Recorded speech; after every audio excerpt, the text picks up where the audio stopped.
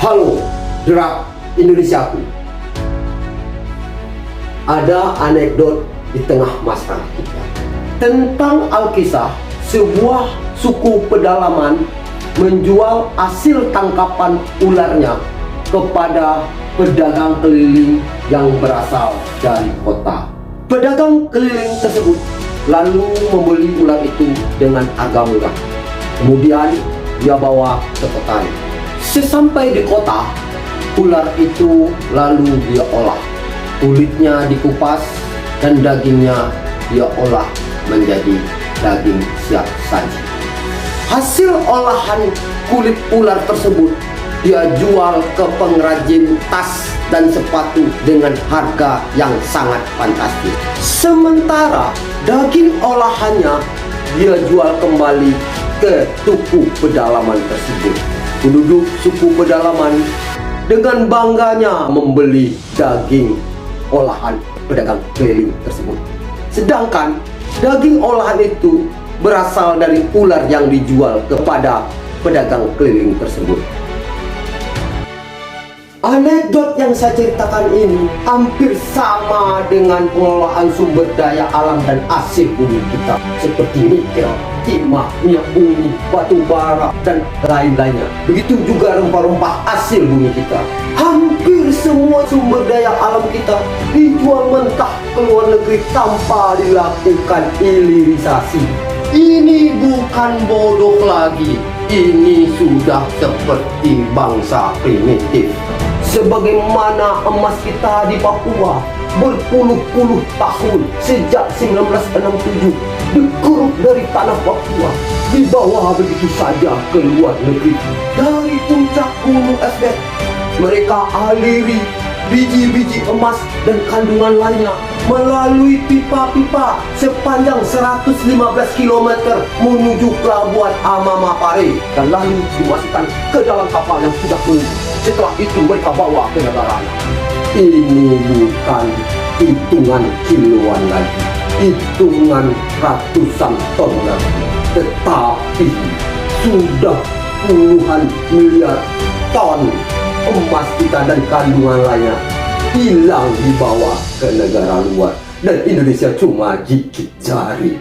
Begitu juga nasib pada batu bara kita. Indonesia sebagai negara penghasil batu bara terbesar nomor 6 di dunia dengan kandungan 143,7 miliar ton, tapi 400 juta ton per tahun dijual mentah ke luar negeri. Timah, negara kita memiliki cadangan timah 800.000 ton lebih. Indonesia memberi kontribusi 17% terhadap cadangan timah di dunia sebesar 80.000 ton per tahun. Timah kita dijual ke luar negeri secara mentah juga. Masih banyak komoditi lainnya yang dijual mentah ke luar negeri tanpa dilakukan hilirisasi. Sedangkan jika kita lakukan hilirisasi ini akan menambah value buat bangsa negara kita puluhan ribu triliun rupiah, dan lapangan pekerjaan terbuka luas, serta bisnis-bisnis rakyat tumbuh subur sehingga negara kita menjadi negara yang memiliki ekonomi yang kuat dan negara yang maju. Seperti contoh, dengan kita melakukan hilirisasi pada komoditi batu bara saja bisa menambah nilai tambah pada perekonomian negara kita sebesar 30 triliun rupiah lebih per tahun. Juga bisa menghemat devisa negara sebesar 9,7 triliun rupiah per tahun.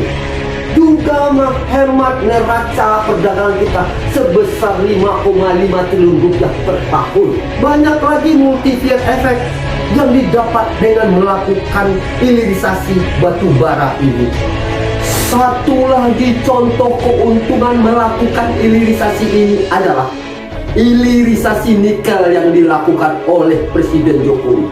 Dulu Indonesia menjual nikel mentah hanya mendapat 15 triliun rupiah. Sekarang setelah melakukan hilirisasi meloncat tinggi menjadi 280 triliun rupiah. Lihat kenyataan ini. Malu saya, terpukul saya sebagai anak bangsa. Betapa primitifnya pengelolaan sumber daya alam dan hasil bumi kita selama ini.